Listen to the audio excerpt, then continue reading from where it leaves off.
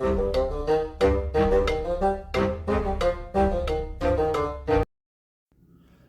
and welcome to the Creaky Cutest. I'm the Monk, and today we are in Crusader Kings 3. We're going to be starting a brand new strategy guide, a beginner's guide, going over every single mechanic, every single thing that we have to think about as we play through the game. We're going to be playing over probably around 3 generations. Now, it's going to take a little while, obviously, to play through those generations, but I feel like that's the kind of time period, they're the kind of things that we're going to need to think about to fully grasp everything that this game has to offer. And even then, we're probably still going to be missing out a few certain things because simply this game is so big.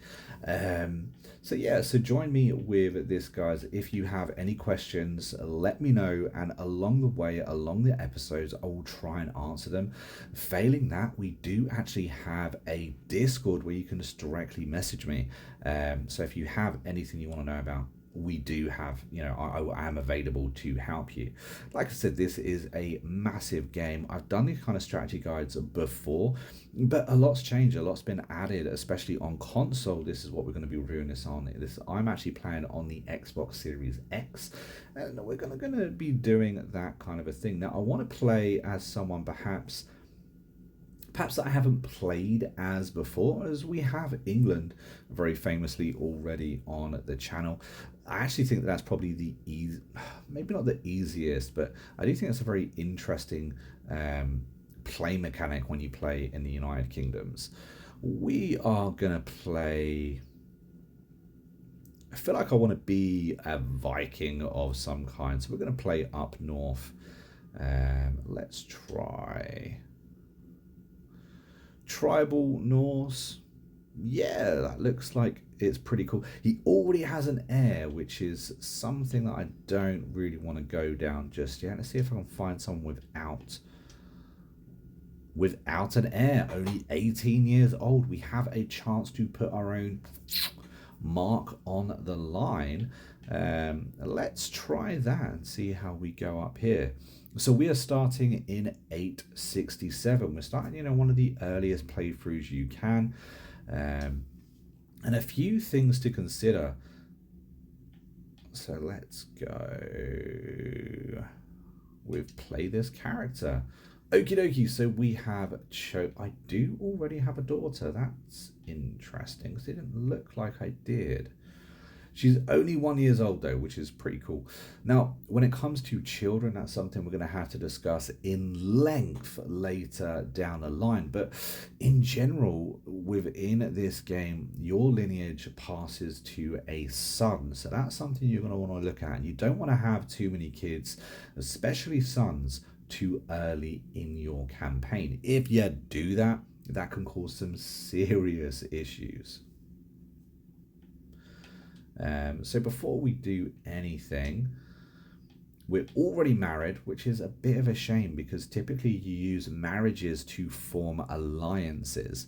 The fact that we're already married means that we can't necessarily use that as an alliance. We could obviously marry off our daughter. Obviously, she isn't of age yet. She's only 1 year old, but in this game, what it does let you do is betroth that character to someone in order to form a alliance, and then they back you up during war, which is pretty cool. There's a few things we need to do before we even unpause the game, however. So we're going to hold LT right now, and we're going to look at our lifestyle choices. Now, we're already a stewardship, and we're already learning stewardship stuff. Now, we're very young, so we've got a long time to be able to unlock some of these things. You can reset your perks, although it will cause you to have stress. Stress is an issue that we need to work on and manage. What have we gone for? We've gone for construction costs. That's not going to be something we necessarily need. We really wanted taxman here if we're going to go down this way. So I'm going to reset my perks. It can only be done once in your lifetime. Fully understand that it does cause me to be stressed, but you know what? We're nice and young. We should be able to just chill out and figure this out over time. Now, I do like the idea of stewardship. Stewardship is a really good way to start the game. We're going to go for wealth focus. So focusing on wealth grants us a 10% extra income. More money for us is always good. Also, money goes down to your heir too. So if you have a son, when you die, all of your money will directly go down to him. I think one of the most important things to understand about this game is this is a dynasty game. This isn't a, what am I going to accomplish within my own lifetime? You've really got to, from the very beginning of this game, think about what you're passing on through your lineage. Really, really important. Also, your dynasty, as in people that are directly related to your very first starting character. You can have multiple families stretching throughout this entire game. It's very interesting to see what you manage to do. So we have got the taxman, collect taxes effectiveness plus 25%. Defensive maneuvers, I also quite like that one. To be fair, I probably should have gone for golden obligations because you can demand payment for hooks. That's where I should have gone. A little bit disappointed I didn't go there first. What else have we got? Don't really need that right now. But yeah, I should have probably gone down this route because golden obligations is a really good one because you can demand payment for hooks. You can get hooks really easy in this game. Also, war profiteer is a very good one too. So yeah, this one has a few others. I think the next time we get a perk, this is going to be the route we go down. So we have already looked at that. Now, as we already have a child, it's important to arrange education for that child as soon as possible. So we are going to have that. Now, it's not so important because, of course, she is a female character. She is my heir at the moment, but as soon as I have a son, they will be my heir. But when you are teaching them, when you're educating them, you have a chance to choose what kind of perks they go down, which can have massive implications. So really important to choose to educate them as soon as possible. Now we can find her a spouse and arrange a marriage. Now there's two things here. If you have this toggled, that means that everything goes to your family. If you don't have it toggled, you're literally just looking for an alliance for right now. So whatever happens within that marriage, it goes to their family. You're essentially making their family stronger. Always tick the box. Always tick the box and make sure everything goes to your family. Because at the end of the day, you can't control all the aspects of this game. And it's going to be very important that you kind of maximize the opportunity for you and your family to get stronger. Right now we're looking for alliance power. We could look for, which is a very interesting thing to look for in something, where are you? Filter options. Fertility traits. Inheritable traits is a massive thing. We're going to get on the subject of that a little bit later.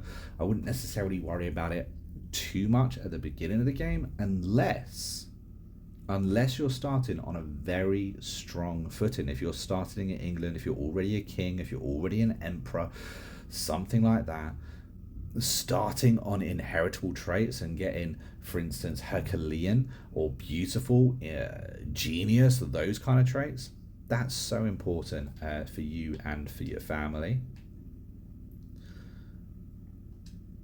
But unfortunately at the moment, what do we have?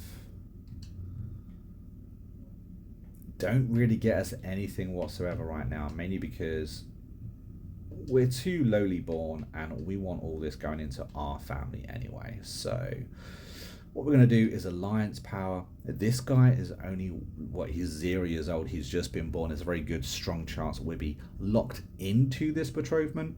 for the rest of the playthrough. And we don't want that. So what we're going to do is try and find someone significantly older. That way we can remarry them at a later date.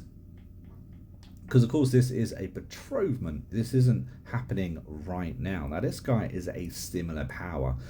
What that means is that is 1,300 power that we can bring into any kind of battles that we need. It essentially doubles what we currently have.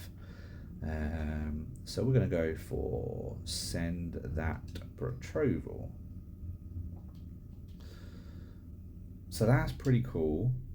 Now, another thing we need to do before we even unpause the game is look at the kind of realm that we're under. Now, we are tribal, so that's okay.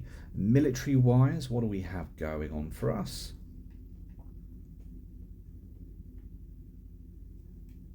My actual army, we have 800 units of levies. We do actually have some man-at-arms. Man-at-arms are very, very useful, a lot more powerful than your local militia. So your levies, for instance, this is your local militia. These are very weak. In fact, the 300 troops that we have at man-at-arms could probably kill those 800 levies. So think of it like that. Your levies are just your random peasants that you're hiring. Your champions are your heroes, and your man-at-arms are your actual paid soldiers. If we look at our council, which is very important, we want to make sure that everyone in your council is liking you. As you can see, we actually have our priest, the head of our religious order. He does not like us right now. He's -24. That could be a problem in the future. So what we want to try and do is figure out a way to be friendly with him.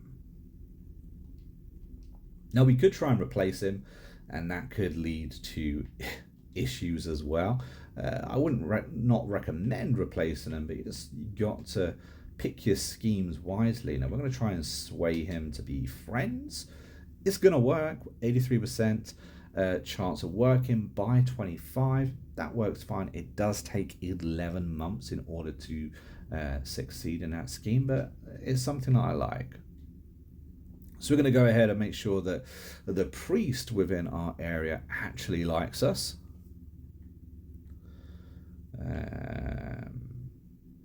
Our marshal is not looking good. Do we have anyone in the land that is a better marshal? Yes, we do. We have our chancellor. Chancellor's only 5, so let's have a look, see if there's anyone that can replace the Chancellor.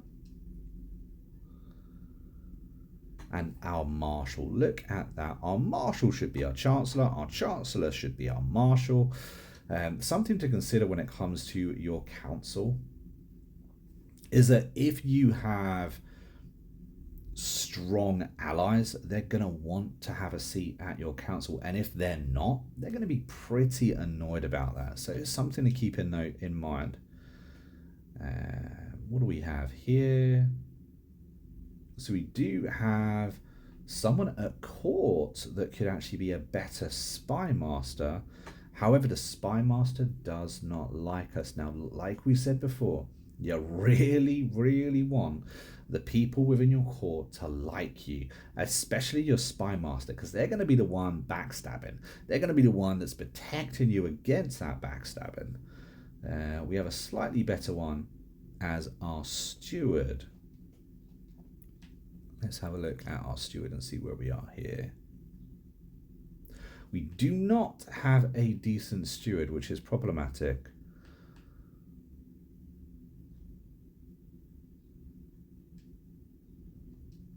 And she can assist the ruler in whatever. So we're going to get her to assist in court intrigue. She's better at that anyway. And it just helps us get some stuff done.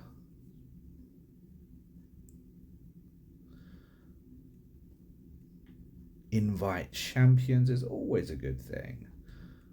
But I want to be careful about what I spend our money on. Search for a physician. Now, you need to do this for whatever reason. You don't start with a doctor. So if you get injured, if something happens, if the plague hits your city, you need a physician. So start your search for one of those immediately. A feast only costs 25 gold. We can afford that. Because of course we reset our perks, we are 100% stressed, so doing something to relax us is going to be very important. Like we said, managing stress is really important. The problem with stress is that if you get too stressed, you get certain traits that can pop up and it changes your character, but that's locked into your character for as long as you've got it. So making sure you manage your stress levels is really important. You can actually die from stress in this game. So what that means is your character will have certain traits. So if we look at our character, for instance, his traits are he's fickle. He is compassionate, which is a real problem. I hate characters with compassionate. I've done a video a while ago talking about all of the traits in the game, the best traits to have, the worst traits in the game, that kind of thing. Compassionate means we are locked into that. So if we go against the fact that he is a compassionate leader, that's going to cause him to have stress, which is a real problem for us and the way that I typically play. But again, you have to go with your character's way of playing, because if you don't, that's going to cause you to get stressed. Stress going to cause you to get negative traits. They're going to start building up, and eventually you're going to have an early death. So if you want a long playthrough, go with the way your character is supposed to be played. And if you're not happy with the way that they've got things, pick a different character, create your own character. This game has it all, to be honest with you. Okay, so we've got a few things sorted, which is kind of cool. I actually want to look around to see who's what and where they got everything's. He has around 1300 power. I'm looking for someone who is weak. I'd like to conquer some early lands if it's at all possible. But trying to make sure that we actually find an easy target isn't something that's always easy. Now, when it comes to allies, we do have an ally, or we should potentially have chance of an ally. However, he is weak. I'd have to cross land in order to get to him, but he is weak. But in order to call my ally to help me, it's going to cost me money. Now, your allies are always there defensively for free. Never going to cost you a thing. But when it comes to actually asking them to help you invade someone, that's going to cost you a little bit of money. So let's see what our options are. Well, let's get this going. Okay? We're no longer overwhelmed by stress. That's because of the feast that we have got for ourselves. We formed a nice little alliance. The world full of dangers, even to a chieftain and his courts. As per request, my servants have... Unfortunately, we are out of money. However, are we going to go for the bigger option? They do cost 50 gold. But we are earning a little bit of gold every now and again, so we should be alright there. It looks like we're gonna have to spend some prestige here. You gain higher standards. She's gonna lose opinion of me. You want to be ashamed of yourself. It's either that or gain more stress. And the whole point of this is for us to be stress-free. So we're gonna choose that option. We don't really have any other options there. How's this feast going?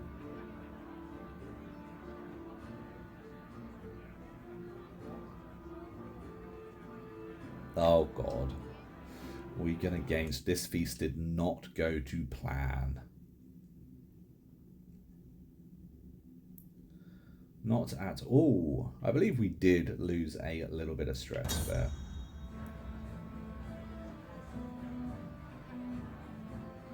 Okay, so everyone has a good opinion of us over the next 10 years, which is cool. That's going along well. Let's see if we got anything else there. Kind of skimmed over it, but factions is incredibly important. Something to keep an eye on. Factions eventually lead to civil war. So you need to keep them in check.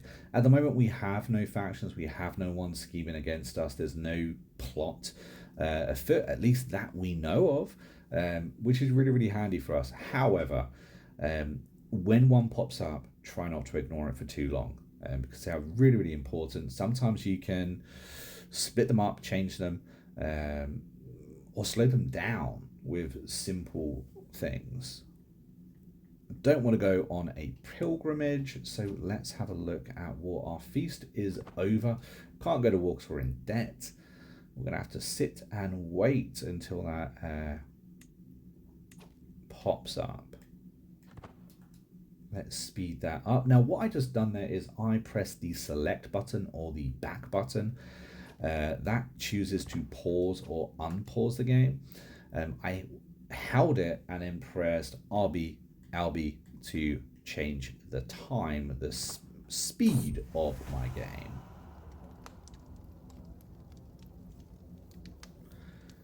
I have been given a horse, well bred and nourished. Okay, cool.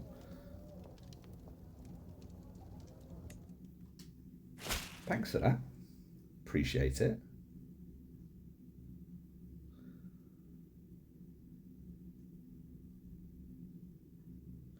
Oh, he's come to see me in a new light. Oh, that's very cool. I'm glad for that. We're almost out of debt, and once we are out of debt, we'll actually be able to do a little bit more. Now, something this game does offer you is hints. Now, these hints are available right at the beginning of the game. As you can see, we currently have 5 little hints, and they help you get an idea of what's happening within your kingdom. It's possibly the most important part, because all the other windows, they let you do this, they let you do that. Your hints, your suggestions are what actually tell you what the proper problems within your kingdom are. Problems that you're probably not even aware of. Like, for instance, did you know we're in debt? Yeah, well, we did know that, quite right. But what we didn't know is being in debt gives us a number of different debuffs.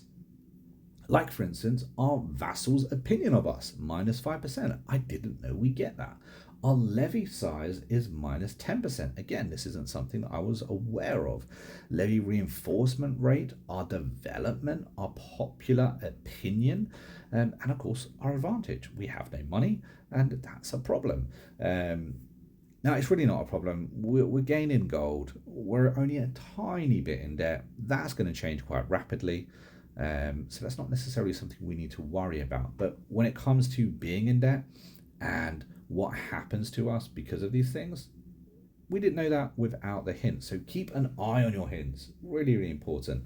We can currently create a duchy. Now, that does cost money, so I probably wouldn't want to do that right now. However, it's interesting to know that we can actually do that. The more titles you have, the better, obviously. We have too few champions. Now, this again is something we did know. We don't have enough champions.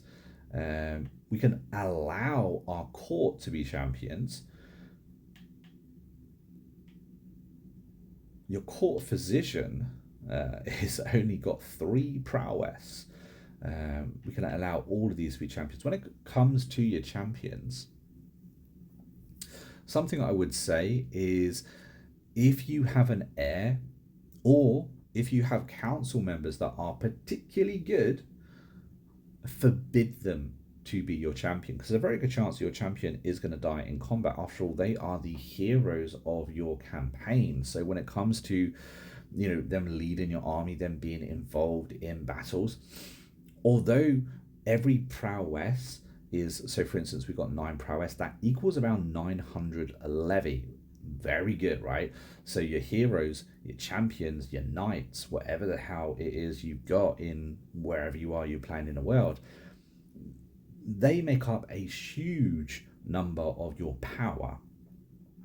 But what you don't want to happen is for them to die in combat, because that's going to leave holes in your council. So if you get hold of a very good council member, like for instance us, we have a very good marshal. Now marshal you can't really help. But for instance, let's say we had a very, very good chancellor, you'd want to forbid him to be a knight because we don't want to lose him. He does a very good role and we want to keep it that way. We've got mediocre at best. Everyone's a bit meh. We have a good marshal, but your marshal's going to fight regardless. But apart from that, definitely something to consider. There's always something to consider when it comes to Crusader Kings. I haven't played this game in a little while now. I absolutely adore it though. There's so much to consider all the time. To my surprise, comes to a meeting, young champions.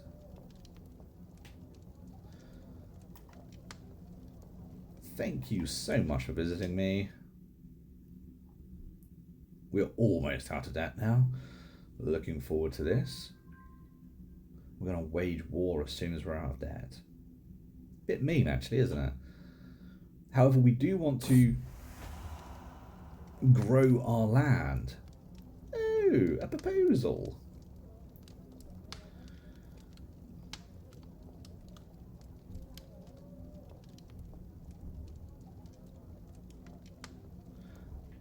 Okay.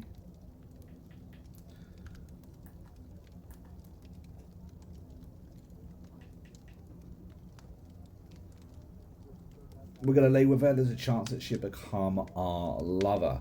What I just done then is I used the left analog stick. I clicked it in, clicked it out, and that gives me up the option. So it lets me know what the outcome of these things are going to be, which is really, really important to help you decide what you want to do. As you can see, there are a couple of choices here that increase my stress, and something we don't want is more stress. So yeah, we'll have a chance for her to be my lover. We're already really good friends with her. She already likes us. Of course, every time we sleep together, there's a chance of another child, which is problematic sometimes, especially as we are quite young. Oh, far from home. A stranger has brought before me. He has been waiting outside the castle gate for a week. Oh, problematic. Man bows deeply, and we get to decide what to do. So we get to bring him in. Who actually is he? He is 22. He does like us.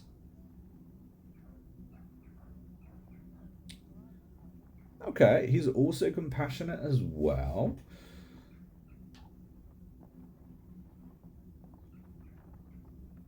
And they have a child. Now, bringing new people into your court is not always a good thing, but sometimes it can really help, because anyone within your court, if they have claim to a title, to a land, that then becomes your claim too. Or you can at least fight it on behalf of them under your banner. So yeah, this can be their home, and they become my courtier. They also like me. What about this one here? The more the merrier. You get a strong hook. Having a strong hook is always good. This is only a weak hook.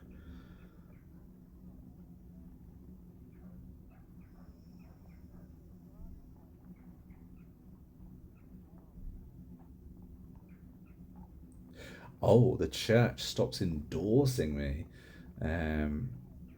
The church does not like this, which is problematic. We're going to have to... Luckily, we're already getting him to like me, so... Yeah, we'll get that. We get a strong hook. Let's have a little look-see at where we are with him. -7, so we have improved our relation. We're going to have to keep doing that. Did this guy actually have...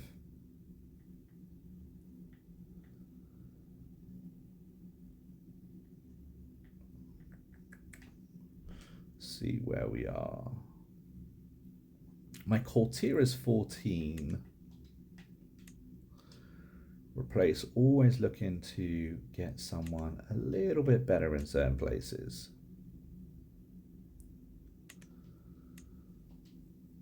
Okay, let's go to war.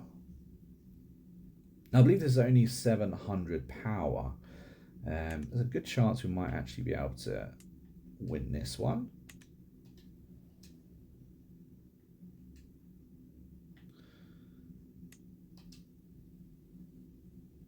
So we have a 3,000 power. They are vastly inferior. We want to conquer the country and declare war. There we go.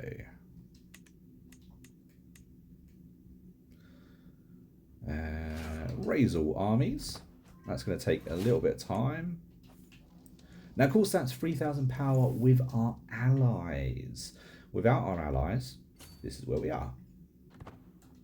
Now, we also have no siege equipment, which is something we do want to try and change in the future. Oh, we've got a pause right there. So it looks like they've actually got their allies to come with us, or to come with them. So they currently outnumber us, which is problematic. Did not see them having allies. I wonder where they got them from.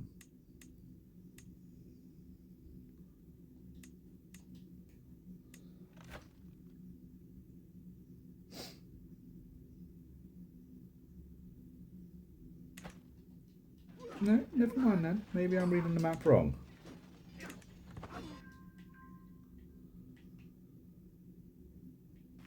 That definitely does not look like a friendly though. Neighbouring ruler, he's just another army.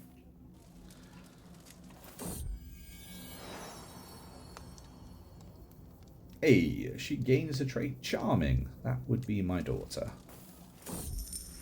Charming is a good little trait to have. While I'm on a leisurely stroll, I'm currently raiding a city, but okay. You hear the cry of a particular merchant that stands out. I feel lucky. Let's move on. I don't want to lose money. I don't feel lucky. But then he won't have a good opinion of me, but I'm okay with that. We don't have enough money as it is. However, we've just been given birth to a son. This will actually be my heir, and is very, very important. So we're going to keep him as he is. I'm going to pause the game real quick, however.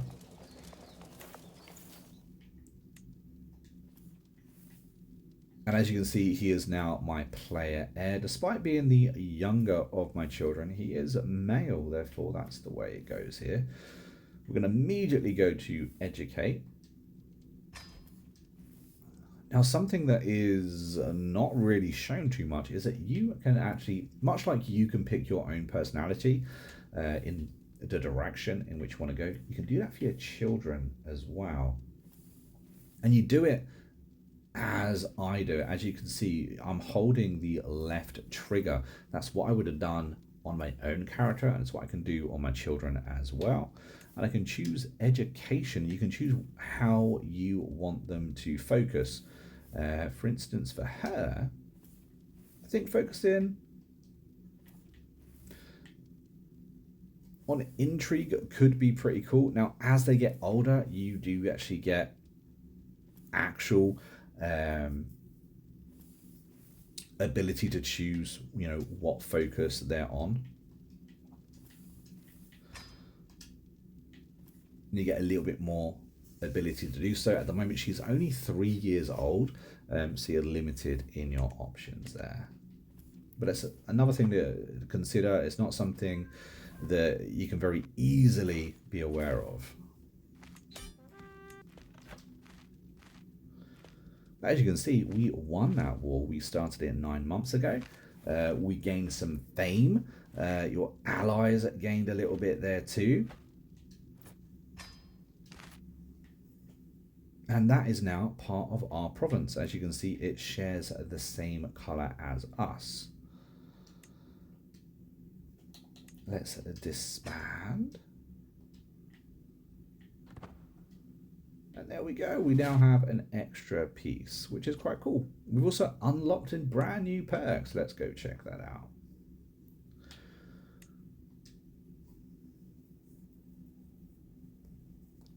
So here I'm going to go for the golden obligations, which is what I wanted to have in the first place. I'm sure we're going to get lots more of those soon. But guys, I'm going to end this first episode here. We've covered a little bit. Something I should mention real quick is that we're actually over the amount of properties we're actually allowed. That will give us a debuff eventually. As you can see next to our power, which is 1212, we currently have 4 fiefs and we're only allowed to have 3, so that's something to consider. We will get a debuff for that. We'll get resentment for having more than we can hold, but of course we can give one of those titles to somebody within our kingdom. They're still obviously pay up. Everyone always pays up in this game, but it is something to consider, and I feel like as we just conquered and we just got there, I should include it in the video before we end it. But join me for episode 2. We're going to continue this playthrough. Like I said, I think we're going to play around 3 generations just to see how everything folds out. Hopefully you've enjoyed it. If you have, hit that like button, subscribe to the channel, and I'll see you in the next video real soon. Until then, take it easy and happy gaming.